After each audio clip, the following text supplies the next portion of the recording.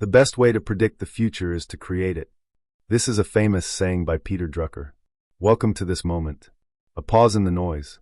A space between what was and what could be. You're here now, not by accident, but by design.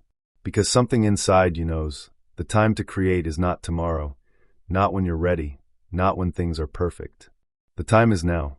Whether you are an artist, a writer, a musician, a builder, a thinker, or even if you've never called yourself any of those things, creativity lives inside you. It's the language of the soul. And in a world filled with chaos, noise, and endless distraction, creativity is not just a luxury. It's a lifeline. It's a way back to yourself. We were born to create. As children, we scribbled outside the lines, built castles from blankets, imagined other worlds.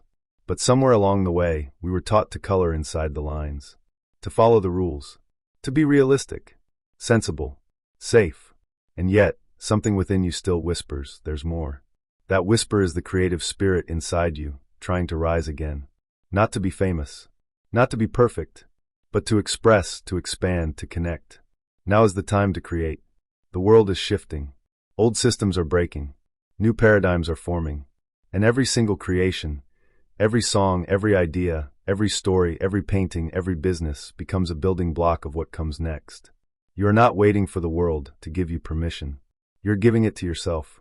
There will never be a perfect time. There will never be complete clarity. But there will always be now. Now is all you have. And now is enough. Your voice matters. Your story matters. Your vision of the world, raw, unfiltered, and honest, it's needed more than ever. In an era where artificial intelligence creates images and algorithms write scripts, human creativity is the last sacred frontier. Your soul, your intuition, your fire, those are things no machine can replicate. The courage to create in uncertain times is what moves humanity forward. Think of the poets who wrote through war, the painters who captured revolution, the inventors who dreamed through poverty, the changemakers who built futures when everyone else saw only endings. And what if you don't feel qualified? What if you're scared? That's good. It means you care. Fear is not the enemy. Resistance is a signpost. It points to what matters most. You don't need to be confident to create. You need to be willing. You need to be brave enough to be bad at something for a while. Brave enough to be vulnerable. Brave enough to begin. Because once you begin, something shifts. You no longer feel stuck. You feel alive. Creativity is not just an act. It's a practice. Like a muscle, it grows with use. And like a muscle, it atrophies with neglect. You don't need to carve out 6 hours a day. You don't need a studio or a perfect plan. You just need a moment. One honest moment of intention. One page. One sketch. One riff. One seed. Create something every day. Not for likes. Not for applause. But for you. For the person you're becoming. For the joy of it. Let the process be the reward. Even if no one ever sees it, you will. And that is enough. Your ideas are sacred, but they are also fleeting, like sparks. And if you don't catch them, they disappear into the dark. So write them down, build them, breathe life into them. Don't let fear be louder than the calling. In dark times, we need light. The artists, the creators, the storytellers, they are the torchbearers. They remind us of beauty, of hope, of what it means to be human. Your creation, no matter how small it seems to you, may be the very thing someone else needs. A stranger you'll never meet might one day stumble upon your poem, your idea, your song, and it may save them, inspire them, or make them feel less alone.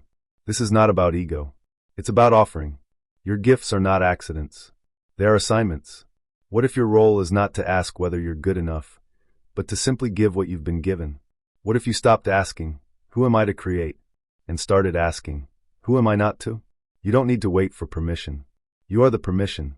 Now is the time to create, not later, not someday, not when life calms down. Every invention, every piece of music, every breakthrough started with an idea, a vision, a feeling that things could be different.